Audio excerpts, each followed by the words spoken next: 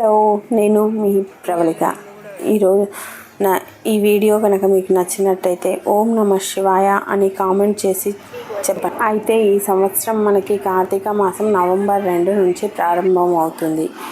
అంటే డిసెంబర్ 1వ తేదీ వరకు కార్తీక మాసం ముగుస్తుంది. అందుకని ఈ మాసంలో శివకేశవుల ఇద్దరిని కూడా మనం పూజిస్తాము. అయితే కార్తీక మాసంలో పూజ ఎలా చేసుకోవాలి, ఎప్పుడు చేసుకోవాలి ఈ వీడియోలో చెప్పబోతున్నాను.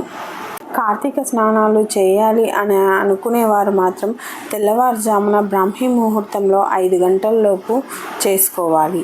కార్తీక మాసంలో స్పెషల్గా పిండి దీపాలు ఎందుకు వెలిగించుకుంటారు అంటే, బియ్యం అంటే లక్ష్మీ స్వరూపమని, అమ్మకు సంబంధించి స్వామివారికి ఇష్టం అన్నట్టు. అందుకని అమ్మను బట్టే స్వామివారు సోమవారము, శుక్రవారము, శనివారము పిండి దీపాలను వెలిగించుకుంటాడు. కాకపోతే కార్తీక మాసంలో వెలిగించుకోవడం వల్ల చాలా ఫలితం అయితే ఉంటుంది. ఏకాదశి ఉపవాసం చేసి కూడా ఇలా 33 పిండి దీపాలు వెలిగించుకోవడం వల్ల చంద్రునికి సంబంధించి 33 వెండి ప్రమిదల్లో వెలిగించినంత పుణ్యం అయితే మనకు దక్కుతుంది అని శాస్త్రం చెబుతుంది. పెద్దలు కూడా చెప్పారు. ఇలా కార్తీక మాసంలో 33 పిండి దీపాలు వెలిగించుకోవడం వల్ల మనం ఏ రోజైనా మర్చిపోయి వదిలేసిన రోజులు, ఈ కార్తీక మాసం 30 రోజులు పూజ చేసినంత ఫలితం మనకు కలుగుతుంది. అవి ఈ కార్తీక సోమవారం రోజు వెలిగించుకోవడం వల్ల ఆ శివయ్య అనుగ్రహం మన పైన ఉంటుంది.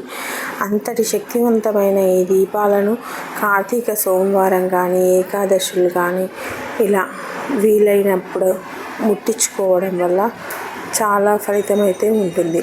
ఖచ్చితంగా మనం కోరుకున్న కోరిక కూడా. బిల్వపత్రం అంటే శివయ్యకి చాలా ఇష్టం కాబట్టి కార్తీక సోమవారం రోజు ఈ దీపాలను వెలిగించుకొని శివయ్యకి ఇష్టమైన పత్రులతో అర్చన కానీ, అభిషేకం కానీ, పూలమాలలను సమర్పించి రెట్టింపు ఫలితం లభిస్తుంది. బిల్వపత్రం అందుబాటులో లేని వాళ్ళు జిల్లేడు పూలు కానీ, గన్నేరు పూలు కానీ, పారిజాతాలు కానీ, శంకు పుష్పాలు కానీ శివయ్యకు సమర్పించి, మాకు అందుబాటులో ఉన్న పుష్పాలతో శివయ్య నిన్ను పూజిస్తున్నాము అని వేడుకోవాలి. గన్నేరు పూలతో శివయ్యను పూజిస్తే మీ వ్యాపారం అభివృద్ధి చెందుతుందని, శంకు పుష్పాలతో శివయ్యను పూజిస్తే డబ్బు సమస్యలు తొలగుతాయని, మీ ఇంటికి విపరీతమైన సంపాదన చేకూరుతుందని, జిల్లేడు పూలతో శివయ్యను పూజిస్తే 7 తరాల ఐశ్వర్యం ప్రాప్తిస్తుందని, వెలగపండును శివయ్యకు సమర్పిస్తే పుత్ర సంతానం వర్తిస్తుందని, ఈ విధంగా వివిధ రకాల పూలతో శివయ్యను అర్చిస్తే నిండుగా అలంకరించుకోండి. శివయ్యని పటం ఎదురుగా అష్టదళ ముగ్గు వేసుకోండి. ముగ్గు మీద పీట, పసుపు కొమ్ములు వేసి ముగ్గు పైన ఒక ప్లేటు కానీ, ఒక విస్తరాకు కానీ పెట్టుకోండి. స్టీల్ ప్లేట్లో మాత్రం అస్సలు ఉపయోగించకండి. ఈ ప్లేటు పైన గంధంతో ఓం అని రాయండి. తర్వాత ఈ ప్లేటు పైన 3 గుప్పిళ్ళ బియ్యం పోసుకోండి. ఈ బియ్యం కొంచెం పసుపు, కుంకుమ వేసి బియ్యం పైన కొబ్బరి చిప్పను కానీ, పిండితో చేసిన ప్రమిదను కానీ పెట్టుకొని ఆవు నెయ్యి కానీ, నువ్వుల నూనె కానీ వేసి ఈ దీపాన్ని వెలిగించుకోండి. కాబట్టి ముందుగా ఒక బియ్యం పిండిని తీసుకొని దాంట్లో కొంచెం బియ్యం పిండి, బెల్లము, పాలు, నెయ్యి ఒక అరటిపండును కూడా వేసి దాన్ని చపాతీ పిండిలా కలుపుకొని దాంట్లో ఒక ప్రమిదని చేసి దాంట్లో ఆవు నెయ్యి కానీ, నువ్వుల నూనె కానీ వేసి వెలిగించుకోవాలి. నువ్వుల నూనెతో దీపం వెలిగిస్తే కుజ దోషాలు, రాహుకేతు దోషాలు, అష్టమశని దోషాలు, ఇలా మీ జాతకంలో ఉన్న దోషాలన్నీ తొలగుతాయి. కొబ్బరి నూనెతో దీపం వెలిగిస్తే డబ్బు సమస్యలు, అప్పుల సమస్యలు తీరుతాయి. ఇక అన్నిటికన్నా ఆవు నెయ్యి చాలా శ్రేష్టమైంది. ఆవు నెయ్యితో దీపం వెలిగిస్తే 3,000,000 దేవతలు సంతృప్తి చెందుతారు.